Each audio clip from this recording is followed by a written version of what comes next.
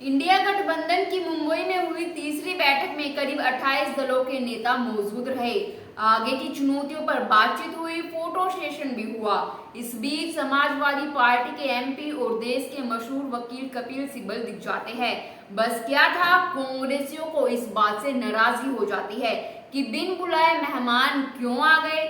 ये घटना इंडिया गठबंधन के भविष्य को लेकर चिंता करने के लिए काफी है। सवाल यह है कि मात्र कपिल सिब्बल के आने भर से नाराज होने वाले सीट शेयरिंग पार्टियों की अलग अलग विचारधारा, अलग अलग तेवर वाले नेताओं को कैसे साध सकेंगे।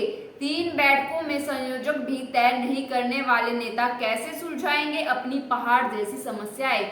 नमस्कार दोस्तों, मैं हिमांशी कश्यप आपके साथ। आप देख रहे हैं जनता की आवाज। आगे बढ़ने से पहले इस वीडियो को लाइक करें, शेयर करें और अगर पहली बार जनता की आवाज न्यूज चैनल को देख रहे हैं तो चैनल को सब्सक्राइब भी करें और घंटी जरूर बजाएं, चैनल की भी और सरकार की भी।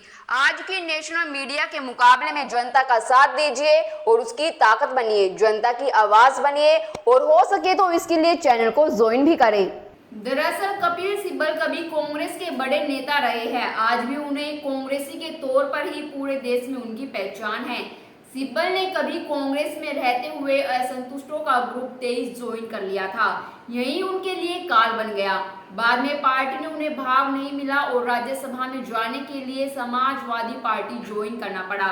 यही कारण था कांग्रेस के लिए वो इंडिया गठबंधन के मंच पर अछूत बन गए थे। जबकि यह सभी जानते हैं कि कपिल सिब्बल वो शख्स है जो अंतर आत्मा से कांग्रेसी है। कपिल सिब्बल ने कभी खुले मंच पर कांग्रेस के विरोध में नहीं बोला। इसके साथ देश भर बीजेपी के सबसे बड़े विरोधियों में से एक रूप में उन्हें जाना जाता है। कहने का मतलब है कि जब कांग्रेसियों को कपिल सिब्बल से इतनी दिक्कत हो सकती है तो अलग अलग विचार वाले दलों के साथ वो कैसे निभाएंगे। जबकि यह तय है कि कांग्रेस ही इंडिया की धुरी बनाने वाली है, इसलिए उसे बड़ा दिल दिखाना होगा। इंडिया गठबंधन के आगे सबसे बड़ी समस्या बीजेपी के कैंडिडेट के आगे 1 to 1 कैंडिडेट खड़े करने में आने वाली है, जिसके लिए अभी गठबंधन की ओर से कोई इशारा नहीं किया गया है।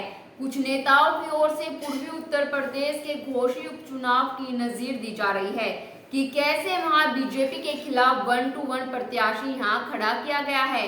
कांग्रेस ने घोसी में अपना प्रत्याशी नहीं खड़ा किया है और समाजवादी पार्टी को फुल सपोर्ट किया है। दरअसल घोसी कभी कांग्रेस की सीट रही नहीं, इसलिए उसका प्रत्याशी खड़ा करना या ना करना कोई मायने नहीं रखता है। किसी ऐसी सीट से जो कांग्रेस की परंपरागत सीट रही हो, वहां दी हुई कुर्बानी ही असल कुर्बानी है।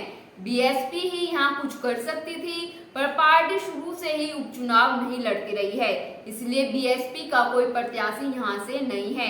यूपी में पिछले कई चुनावों में वाम पार्टी अपना चुनावी अस्तित्व खत्म कर चुकी है, इसलिए उनके भी चुनाव लड़ने या ना लड़ने का कोई मतलब ही नहीं रह जाता।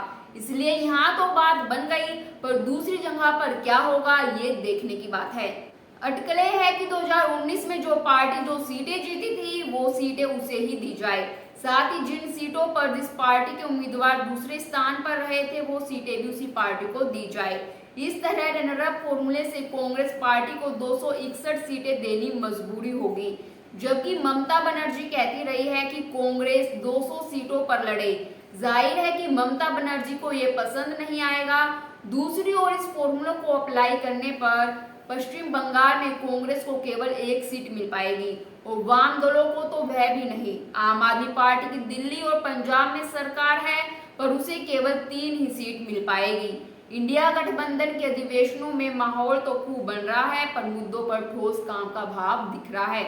अलग अलग विचारों वाली पार्टियों के बीच गंभीर मुद्दों पर आम सहमति कैसे बनेगी। यूसीसी और महिला आरक्षण और मंदिर के मुद्दे पर आपस में सरफटोवर की नौबत आने की हमेशा आशंका बनी रहेगी। दरअसल यूसीसी पर आम आदमी पार्टी का हमेशा से सपोर्ट रहा है।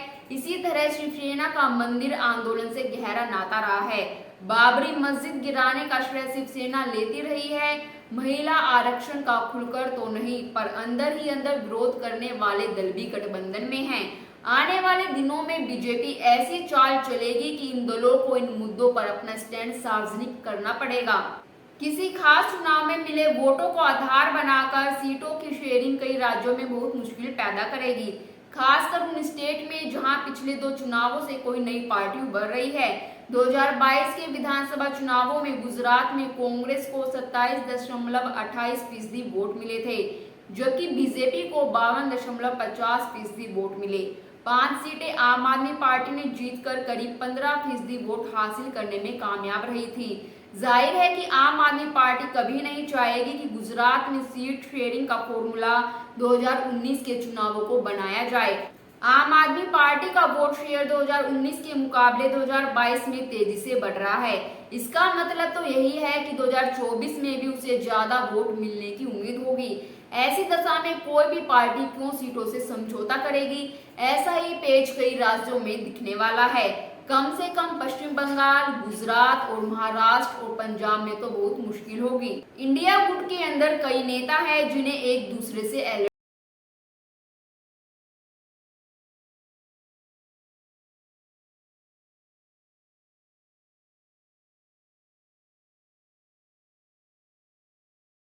पर ऐसे समय जब विपक्षी दल सरकार बनाने को लेकर एकदम कॉन्फिडेंट नहीं है।